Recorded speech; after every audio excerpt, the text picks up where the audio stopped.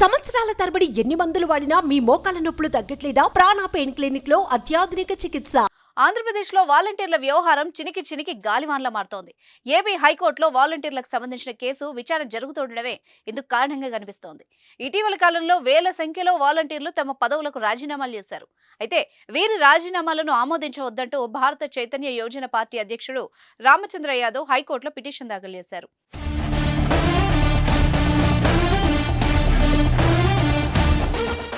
వాలంటీర్లు తమ పదవులకు రాజీనామా చేసి అధికార వైఎస్ఆర్ కాంగ్రెస్ పార్టీ తరపున ఎన్నికల ప్రచారంలో పాల్గొంటున్నారని, దీని ప్రభావం ఎన్నికలపై పడుతుందని పిటిషన్లో పేర్కొన్నారు. అందువల్లనే ఎన్నికలు పూర్తయ్యే వరకు వారి రాజీనామాలు ఆమోదించవద్దని రామచంద్ర యాదవ్ కోరారు. ఈ పిటిషన్ మీద ఆంధ్రప్రదేశ్ హైకోర్టు బుధవారం విచారణ జరిపింది.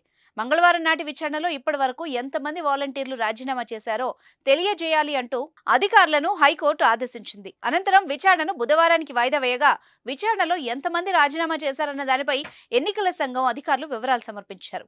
ఇప్పటి వరకు 62,000 మంది వాలంటీర్లు రాజీనామా చేశారని ఎన్నికల కమిషన్ తరపు న్యాయవాదులు కోర్టుకు తెలియజేశారు. వీరిలో 900 మందిపై చర్యలు తీసుకున్నామని కోర్టు దృష్టికి తీసుకొచ్చారు. అలాగే వాలంటీర్లను ఎన్నికల విధులకు దూరంగా ఉంచినట్టు చెప్పారు. మరోవైపు వాలంటీర్ల రాజీనామాలు ఆమోదిస్తే వాళ్లంతా అధికార పార్టీకి అనుకూలంగా వైఎస్ జగన్ కు మద్దతుగా వ్యవహరిస్తారని పిటిషనర్ తరపు న్యాయవాదులు వాదించారు. ఈ విషయంలో ఎన్నికల సంఘానికి ఉన్న విస్తృత అధికారాలు ఉపయోగించి ఎన్నికలు నిష్పక్షపాతంగా జరిగేలా చూడాలని కోరారు.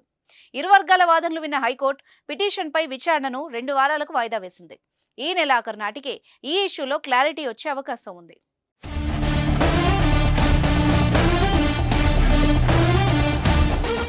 సుమన్ టీవీలో మీ పర్సనల్ అండ్ బిజినెస్ ప్రమోషన్స్ కోసం కింది నెంబర్కి కాంటాక్ట్ చేయండి.